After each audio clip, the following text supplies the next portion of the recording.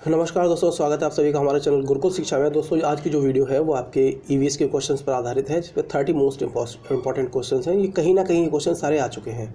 ये special UP TET आपका 2021 के लिए है सीरीज़।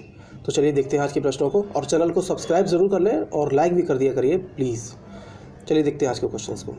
पहला क्वेश्चन है, शारदा एक्ट का संबंध निम्न में से किससे है? ये काफ़ी फेमस रहा था शारदा एक्ट। तो शारदा एक्ट का जो संबंध है वो था बाल विवाह से संबंधित। कैसे था, चलिए देखते हैं, जानते हैं थोड़ा शारदा एक्ट के बारे में, क्या है ये, कैसे है। तो शारदा एक्ट की अगर हम बात करें तो ये बाल विवाह अधिनियम 1929 के तहत इसका प्रस्ताव जो है पारित हुआ था। किसके बाद? 1929 में ये एक्ट पारित हुआ था। और ये जो हरविलास शारदा थे, हरविलास शारदा ने इसका जो है इस एक्ट को लाया गया। इन्होंने ही इस एक्ट के लिए काफ़ी ज़ोर किया था। तो इन्हीं के नाम से हरविलास जो शारदा थे, तो इन्हीं के नाम से ये शारदा एक्ट पड़ा था। ठीक है। इसमें क्या था, लड़के और लड़की की न्यूनतम आयु कितनी थी? तो लड़की की जो कितनी थी, लड़के की और लड़की की आयु कितनी थी? लड़की की थी इसमें 14 वर्ष और लड़के के लिए मानी गई थी 18 वर्ष। ठीक है, इसकी इंपॉर्टेंट चीज़ें हैं, आप नोट कर लीजिए। सो इसका आंसर हो जाएगा बाल विवाह से संबंधित। अगला प्रश्न है आपका, सागरी खरपतवार किसका महत्वपूर्ण स्रोत है? क्लोरीन का, ब्रोमीन का, आयोडीन का या लोहे का? लोहा यानी आयरन।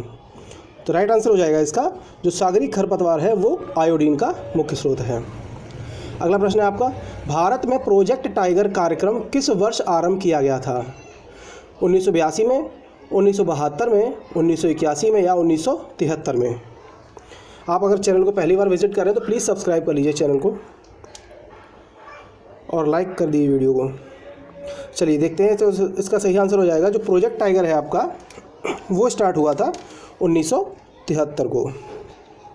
अगर बात करते हैं प्रोजेक्ट टाइगर की, तो ये 29, अगर अंतर्राष्ट्रीय बाघ दिवस की बात करते हैं तो अंतर्राष्ट्रीय बाघ दिवस जो है 29 जुलाई को मनाया जाता है। ठीक है। चलिए अगला प्रश्न है आपका, निम्नलिखित में से किस वर्ग में प्रोटीन की प्रचुरता है? पहला ऑप्शन है दूध, आम, गाजर। दूसरा है अंडा, मटर, मछली। तीसरा है सोयाबीन, चना, मक्का। और चौथा है सेब, दही, मांस। तो प्रोटीन की प्रचुरता निम्न में से किस में है? आप जल्दी बताना, जल्दी से आपको आंसर। तो सीधी सी बात है, जो प्रोटीन सबसे ज़्यादा होता है सोयाबीन, चना और मक्का में। अगला प्रश्न है आपका, एक नक्षत्र का रंग निर्भर करता है उसकी सूर्य से दूरी पर, त्रिज्या पर, घनत्व पर या पृष्ठीय ताप पर? इसका राइट आंसर हो जाएगा, जो एक नक्षत्र का रंग निर्भर करता है वो करता है पृष्ठीय ताप पर। प्रश्न नंबर 6 है, वनों के महत्व के कारण हैं green gold, green island, green house या ग्रीन सिल्वर? तो जो वनों के महत्व के कारण है वो है ग्रीन गोल्ड। अगला प्रश्न है आपका, पृथ्वी का अपमार्जक कौन है? जीवाणु या कवक, मिट्टी व जल, पशु या पक्षी? तो जीवाणु का अपमार्जक कौन है? बहुत इजी प्रश्न बन गया होगा आपसे, जीवाणु या कवक। प्रश्न नंबर 8 है आपका, कथक किस क्षेत्र का शास्त्रीय नृत्य है? ऑप्शन है आपके उत्तर भारत, केरल, आंध्र प्रदेश या तमिलनाडु? तो सही आंसर हो जाएगा इसका, कथक जो उत्तर भारत का शास्त्रीय नृत्य है। अगला प्रश्न है आपका, निम्नलिखित में से रबी की फसल कौन सी है? चावल, चना, मूंगफली या कपास? तो इसका राइट आंसर हो जाएगा, रबी की फसल कौन सी है आपसे पूछ रहा है, तो रबी की फसल हो जाएगी ऑप्शन नंबर बी, चना। आप जानते हैं, देखिए हमारे भारत में 3 प्रकार की फसलें होती हैं, रबी की फसल और खरीफ की फसल और खरीफ और जायद की फसल, और हो जाता है आपका जायद की 3 फसलें होती हैं आपकी। ठीक है। अब इसमें बात करते हैं अगर रबी की फसल की, तो रबी की फसल में रबी की जो फसल होती है वो अक्टूबर से नवंबर के बीच बोई जाती है। ठीक है। और रबी की फसल जो मुख्य रूप से होते हैं कौन कौन से होती हैं? ये होता है जैसे गेहूं है, ठीक है, जौ, चना, मटर, ये जो सब होती हैं ये होती हैं रबी की फसलें। अगला प्रश्न है आपका, पोलियो का कारण है जीवाणु, विषाणु, कवक या कीट? तो इसका सही आंसर हो जाएगा जो पोलियो का कारण है वो है एक विषाणु। तो ये किसकी वजह से होता है? पोलियोमेलाइटिस की वजह से। ये एक विषाणु का नाम है, इसका नाम होता है पोलियोमेलाइटिस।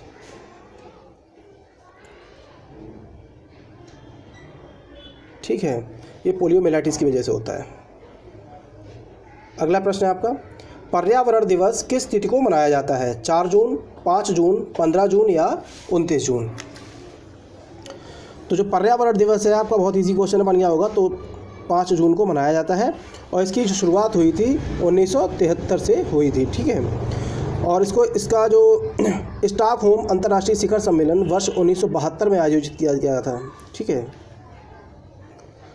प्रश्न नंबर 12 है, पौधों में प्रकाश संश्लेषण क्रिया किस रंग में अधिक होती है? नीला, पीला, लाल व हरा। तो पौधों में जो प्रकाश संश्लेषण की क्रिया है वो लाल रंग में सबसे अधिक होती है।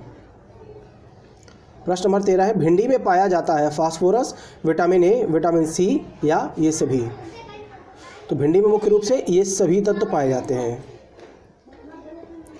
प्रश्न नंबर 14 है, भारत में फलों के अंतर्गत सर्वाधिक क्षेत्र हैं? नींबू के, अमरूद के, आम के या पपीता के? ठीक है, तो राइट आंसर हो जाएगा इसका आम के।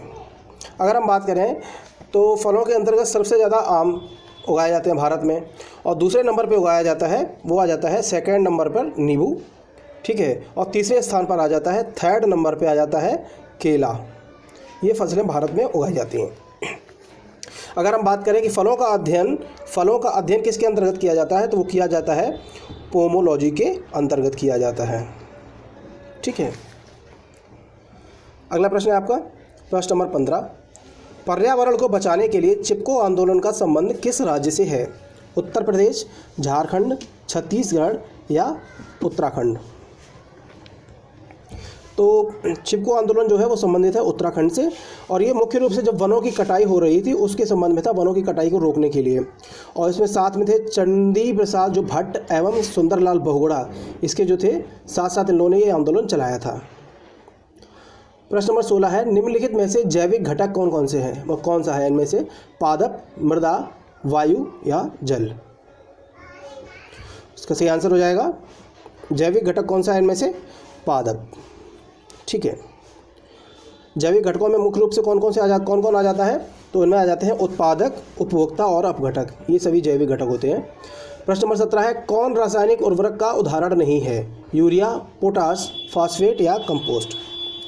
रासायनिक उपकरण का उदाहरण नहीं है तो वो है कंपोस्ट, क्योंकि ये गोबर वगैरह से बनाई जाती है, पत्तियों के सड़ने वगैरह से, उनसे ये कंपोस्ट खाद बनाई जाती है।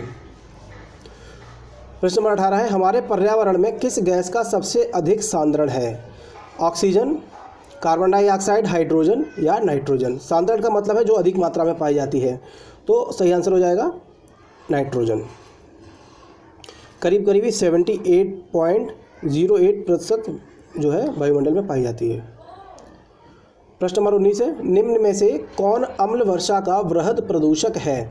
Sulphur dioxide, carbon dioxide, carbon monoxide या हाइड्रोजन परऑक्साइड? इसका राइट आंसर हो जाएगा अम्ल वर्षा का वृहद प्रदूषक कौन सा हो जाएगा? Sulphur dioxide, SO2। प्रश्न नंबर 20 है, NCTE का उद्देश्य है विद्यालय खोलना, विद्यालयों में शिक्षा स्तर बनाए रखना, शिक्षा में शोध को बढ़ावा देना या विद्यालयों को अनुदान देना? इसका राइट आंसर क्या हो जाएगा? फटाफट से आपको बताना है। NCTE का उद्देश्य क्या होता है? तो विद्यालयों में शिक्षा का स्तर बनाए रखना। प्रश्न नंबर 21 है, हमारे देश में वन महोत्सव दिवस कब मनाया जाता है? 2 अक्टूबर, 1 जुलाई, 10 अगस्त या 1 दिसंबर को? वन महोत्सव दिवस की बात कर रहा है। अपना स्कोर में कमेंट बॉक्स में ज़रूर बताएं। अगर कोई आपका सुझाव होता है दोस्तों तो आप हमें बता सकते हैं, उस पर अमल करेंगे। तो इसका राइट आंसर हो जाएगा वन महोत्सव दिवस मनाते हैं 1 जुलाई को। प्रश्न नंबर 22 है, जल जनित रोग है, यानी जो रोग जल से होता है, अतिसार, छोटी माता, रक्ताल्पता या मस्तिष्क ज्वर? तो क्या हो जाएगा आंसर इसका? इजी क्वेश्चन है, आपसे बन जाना चाहिए। ये सारे प्रश्न कभी ना कभी आए हुए हैं आप, तो इससे इंपॉर्टेंट सारे हैं। तो इसका राइट आंसर हो जाएगा अतिसार, जिसको हम लोग क्या बोलते हैं? डायरिया भी बोलते हैं ना, डायरिया। ये जल से होता है, दूषित जल पीने से। प्रश्न नंबर 23 है, वायु प्रदूषण का कारण है? कीटनाशक, सीवेज, धुआं या ध्वनि विस्तारक? तो इसका सही आंसर हो जाएगा धुआं। प्रश्न नंबर 24 है, निम्नलिखित में से किससे कोनेन नामक दवा प्राप्त होती है? Money plant, cinchona plant, eucalyptus plant या अकोलाइट प्लांट?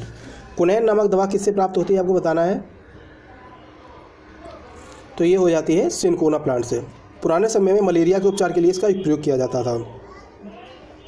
अगला प्रश्न है आपका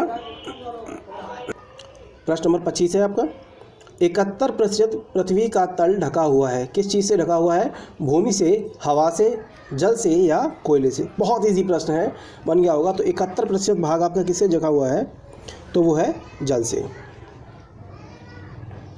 प्रश्न नंबर 26 है, विश्व में जल संकट का प्रमुख कारण है? नगरीकरण, औद्योगिकरण, विश्व के तापमान में वृद्धि या अम्ल वर्षा? तो जल का संकट कब आएगा? जब नगरीकरण ज़्यादा होगा, ठीक है ना। इसका सही आंसर हो जाएगा नगरीकरण। प्रश्न नंबर 27 है, निम्नलिखित में से कौन सा सदाबहार पेड़ नहीं है?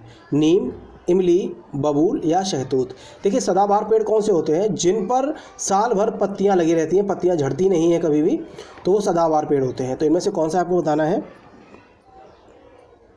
राइट आंसर हो जाएगा इसका शहतूत। शहतूत जो है सदाबहार पेड़ है। प्रश्न नंबर 28, राष्ट्रीय गीत के रचयिता हैं? बंकिम चंद्र चट्टोपाध्याय, रविंद्रनाथ टैगोर, मोहम्मद इकबाल या मैथिली शरण गुप्त? इसका सही आंसर क्या हो जाएगा? सही आंसर हो जाएगा बंकिम चंद्र चट्टोपाध्याय। देखिए, बंकिम चंद्र चट्टोपाध्याय थे, उन्होंने जो राष्ट्रीय गीत हमारा लिखा था वो 2 भाषाओं में लिखा था, संस्कृत और बांग्ला की जो मिश्रित भाषा थी उसमें लिखा था, और इसका प्रकाशन जो है 1882 में हो गया था, ठीक है। और इनका जो ये जो राष्ट्रीय गीत था बंकिम चंद्र चट्टोपाध्याय का, इनका जो इनकी उपन्यास था ना आनंद मठ, उसमें ही सबसे पहले देखने को मिलता है, आनंद मठ में, ठीक है। चलिए, हाँ, इसी के साथ साथ आपको बताते चलें, अगर आपको नहीं पता है तो राष्ट्रगान के रचयिता कौन है? राष्ट्रगान किसने लिखा है? राष्ट्रगान आपको किसने लिखा है? हमें कमेंट बॉक्स में ज़रूर बताएं, ठीक है। प्रश्न नंबर 29 है, भारत में प्रथम बायोगैस संयंत्र कहाँ स्थापित हुआ है? पिलानी, जयपुर, आगरा या दिल्ली में? तो भारत में प्रथम बायोगैस संयंत्र कहाँ स्थापित हुआ है? तो वो हुआ है पिलानी में। आज का आखिरी का प्रश्न है आपका, डेसिबल निम्न में से किसके मापन की इकाई है? गहराई, ध्वनि, तापमान या वायुदाब? तो डेसिबल से क्या मापा जाता है? ध्वनि। अच्छा, इसी के साथ आपको हमें बताना है समुद्र की गहराई मापने में समुद्र की गहराई मापने की इकाई क्या है? समुद्र के लिए आपको बताना है समुद्र की गहराई मापने की इकाई आपको बतानी है, हमें कमेंट बॉक्स में ज़रूर बताएं। और अगर आप चैनल को पहली बार विजिट कर रहे हैं तो सब्सक्राइब कर लें। धन्यवाद।